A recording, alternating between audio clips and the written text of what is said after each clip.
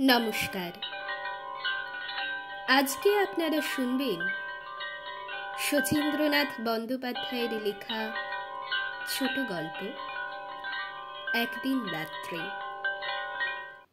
গল্পের সূত্রধর এবং গল্প পাঠে আমি মিথিকা, সার্বিক সহযোগিতায় পিউ বিশ্বাস। শুরু হচ্ছে আজকের গল্প একদিন রাত্রে। বিএসসি পরীক্ষা সামনে এসে গেছে। পড়াশুনো কিছুই করিনি। মেজদার নতুন মোটরটায় 70 মাইল স্পিড দিয়ে ডায়মন্ড হারবার কিংবা চন্দননগর, বন্ধু বান্ধব নিয়ে হই হল্লা, এসবই দিন কেটেছে। কিন্তু আর নয়, বই খুলে এবার ঘরে বসেছি। রাত বোধ হয় অনেক হলো। বৈঠকখানা থেকে বর্দার ব্রিজের আসরের তর্কাতর্কি আর কানে আসছে না। মেজদা ডাক্তার অনেকক্ষণ রোগী দেখে ফিরে এসে তার ঘরে শুয়ে পড়েছেন। কেটে গেল আরো কিছুক্ষণ।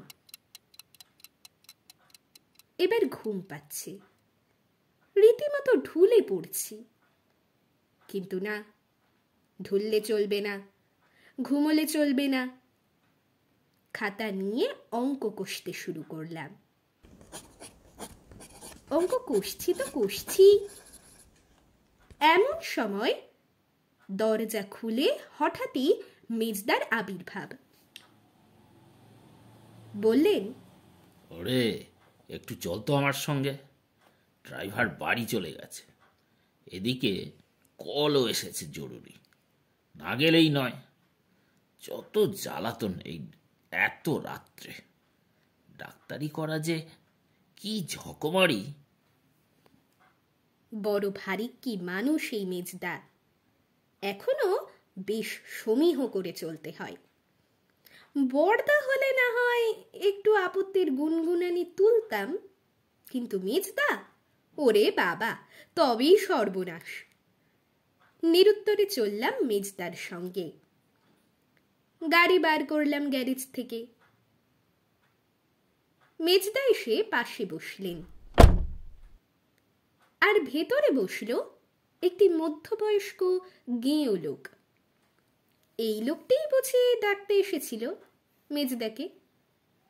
ওই বোকা বোকা ভালো মানুষ গোছের লোকটার মুখের দিকে তাকিয়ে মনে মনে যা চটলাম ওর ওপরে, তা বলার নয়। বেটা এত রাত্তির করে এসেছে ডাক্তার ডাকতে, তা ডাকবে তো অন্য ডাক্তারকে ডাক, তা নয়, মেজদাকেই চাই। কেন, সারা শহর জুড়ে আর কোনো ডাক্তার ছিল না? নির্জন রাস্তা, রেগে মেগে স্পিড বাড়িয়ে দিলাম যতটা পারি। এই রাস্তা সে রাস্তা করতে করতে শহরের প্রায় বাইরে অন্ধকার একটা কানা গলির সামনে লোকটা দাঁড় করালো আমাদের। তারপর নেমে বলল, একটু বসুন ডাক্তারবাবু, আমি লণ্ঠনটা নিয়ে আসি, বড্ড অন্ধকার। ওদিকে তখন লোডশেডিং চলছিল বোধহয়। লোকটা দেখতে দেখতে গলির মধ্যে অদৃশ্য হয়ে গেল। আর কয়েক মুহূর্ত পরে গলির মধ্যে থেকে বেরিয়ে এলো আরেকটি লোক। ওই অন্ধকারের মধ্য থেকেই। হাতে কোনো টর্চ বা লণ্ঠন ছিল না। মোটরের কাছে এসে আমাদের দেখে থমকে দাঁড়ালো। বললে, ডাক্তারবাবু বুঝি?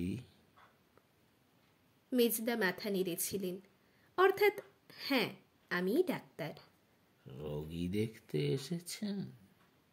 এবারেও মেজদা মাথা নাড়লেন, অর্থাৎ হ্যাঁ, রোগী দেখতেই এসেছিলাম। লোকটি বলল, আর দেখে কি করবেন বাবু? রোগীর ওদিকে হয়ে গেছে। বলেই আর দাঁড়ালো না, গাড়িটাকে পাশ কাটিয়ে চলে গেল হন হন করে, যেন কোন দিকে। তার একটু পরেই এলো সেই আগের লোকটি, লণ্ঠন হাতে। বলল, আসুন ডাক্তারবাবু। মেজদা গাড়ি থেকে নেমে যথারীতি গেলেন তার পিছনে পিছনে। কিন্তু কি আশ্চর্য, ফিরে এলেন একটু পরেই, একেবারে একা একা, যেন পলক ফেলতে না ফেলতেই। একটা সিগারেট ধরাবার ইচ্ছা ছিল, তারও ফুরসত পেলাম না। মেজদা হাতের ব্যাগটা পিছনে রেখে দিয়ে বসলেন এসে আমার পাশে। বললেন, দেরি করিস না, শীঘ্র স্টার্ট দে। গলাটা এর যেন একটু ধরা ধরা, স্বরটা কাঁপা কাঁপা। দিলাম গাড়ি চালিয়ে। একটুক্ষণ চলবার পর মেজদা বললেন, আরে, যে লোকটা আমার কাছে এসে বললে রোগী মরে গেছে, তার মুখখানা লক্ষ্য করেছিলি?